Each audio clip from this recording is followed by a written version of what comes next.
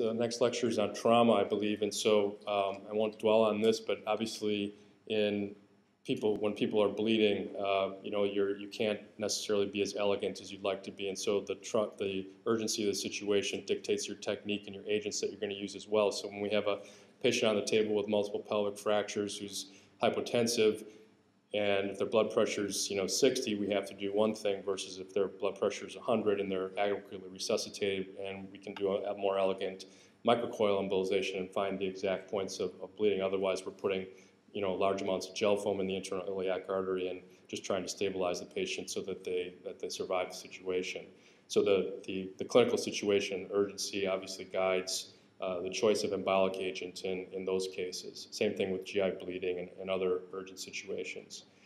And you guys, I'm sure everybody's seen, but the microcoils and coils have various coatings and fibers and things to help induce thrombosis. But even these coatings in a severely coagulopathic patient is not enough to cause thrombosis if you don't have a nice tight coil pack. And even with a nice tight coil pack, sometimes patients will recur, recanalize through those, and sometimes you need to do adjunctive procedures and use combinations of agents like gel foam on top of coils in the coagulopathic patient in order to get them to stop bleeding. And really, having a tight coil pack is extremely important in being able to get these people to stop bleeding. And gel foam, thanks for the picture, Al, is a standard agent that we use in trauma, and that's going to be talked about in another lecture.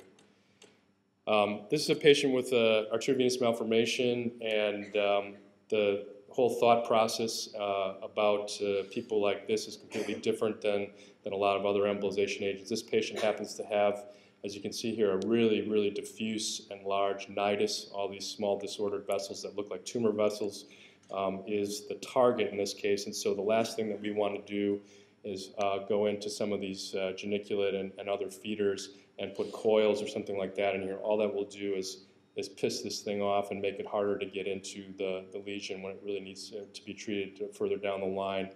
And this lesion, has some shunting through it, but it's not particularly high flow, so that's not a huge consideration here. And so the goals in this kind of case, what we want to do is we want to destroy the nidus of the lesion. If we do proximal embolization, we're not going to take care of this. It's just going to recanalize and recruit other vessels, and we're going to make it angry. We want to avoid non-target embolization here. If we have non-target embolization, it's going to go down, anything will go down the tibial vessels and be a big problem. It's a young lady. And we want to be able to preserve repeated access to this lesion because you can almost never take care of these in a single setting. You have to be able to come back and do staged treatments, and so we want to keep the access open to be able to get back and treat this patient for as many treatment sessions as it requires. So here's just some of the selective microcatheter angiograms in this patient. You can see the markedly disordered vessels and the very diffuse nidus that this patient has. In this case, we used NVCA glue and some small particles. And you can see here at the conclusion of the procedure, this is all just a spot film. This is all the glue cast. This stuff here is too proximal, and that's not desired, but all this other stuff is in the nidus in this very small vessels here, and that's really what we want to achieve. And here's follow-up angiogram, but you can see already that there's recruitment of additional branches, and so we're going to have more work to do down the line.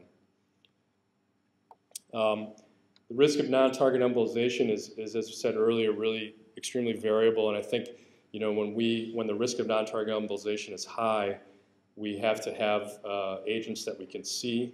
So you're not going to want to use alcohol and Sotradecol and things that you can't visualize when non-target embolization is a critical issue, unless you have complete control of the situation. You have to be able to control the agent, as I just said. The ability to reposition or redeploy devices like detachable coils and plugs and things like that is really nice in situations where if the coil gets gets loose, it's going to cause a big problem. It's really nice to be able to, in cases where there's a lot of shunting, to control the inflow and the outflow. We oftentimes have to do that in high flow vascular malformations to be able to let alcohol, for example, do its job. If it's flowing through the malformation so fast, the alcohol is not going to work because it doesn't have any dwell time in the malformation.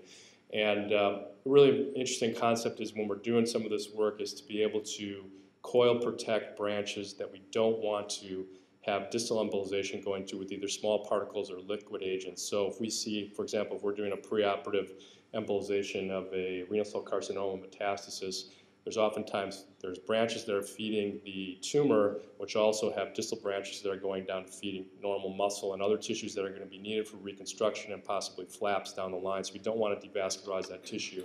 So we can put coils in the distal parts of the branches to protect them, to occlude that, and they'll fill from collaterals. And then you force your embolic agent, whatever that is, if it's small particles or whatever, into the target branches, which are the more proximal side branches. This day and age, we really do have to consider cost, and you know, it would be an interesting exercise. This was interesting for me just before I left to you know, kind of go through and look at some of the costs. I mean, you have a general idea of this stuff, but until you actually ask and look, you know, how much these things cost, it's interesting. It always makes a big impact, and you have to not only consider obviously the cost of each individual item, but how many of each of these things you're going to use in a particular case. So, you know, yes, this you know, the Onyx is $2,000, but if you can get done with one vial of Onyx, what would take you, you know, 10 detachable coils, you can see where you're going to come out. And Y90 microspheres are really super expensive. That's a lot of money until you compare it to what, you know, it might be compared to in treatment, which would be Folfox plus Avastin for, you know, 3 or 6 months, and that actually the cost ends up not being looking so expensive when you see what the systemic therapy that's being used for these patients, for example, might cost. So cost is all relative and everything, but it's something that we all have to keep in mind. And you know, if you're doing routine embolization procedures with complex framing neuro-detachable coils that cost $6,000, your hospital administrator is going to come to you pretty quick and say, you know, what the hell's going on? Every time you do an embolization case, we're losing $10,000. So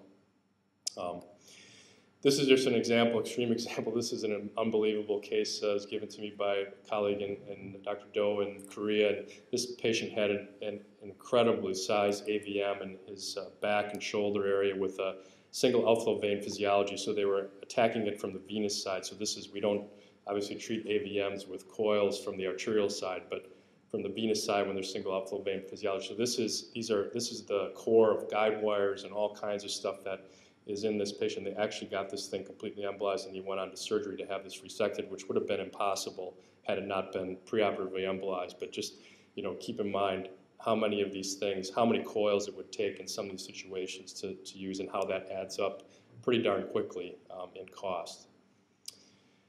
It's really exciting to see that, you know, embolization agents now are being used as vehicles to deliver other therapeutic modalities. So we have the ability now to load, for example, chemotherapy drugs on some of the particulate embolic agents, and there's a lot of work being done with cell-based therapies and delivering other, as you can imagine, there's a whole host of things that we can deliver potentially directly to their targets using image-guided modalities.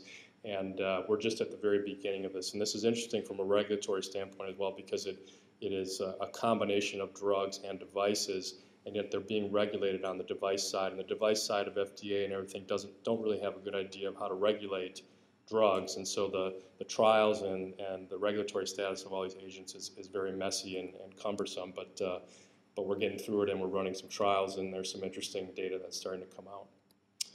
So in summary, embolization technologies are rapidly proliferating, and it's wonderful that we have all this huge selection of devices and techniques that we have now. Embolic agent selection is driven by lots of different factors that we just went over, and you know, no two embolization cases are exactly the same. That's what's wonderful about it. We have to, you know, really individualize all these treatment decisions. I didn't talk anything about evidence. There's going to be, I'm sure, some evidence in the next lectures, but whenever there is evidence basis for decision making, we need to use that. And I think right now and in the coming years, there's a lot of great studies that are being done to help show us the way, and we have to really consider cost in these procedures. Thank you very much.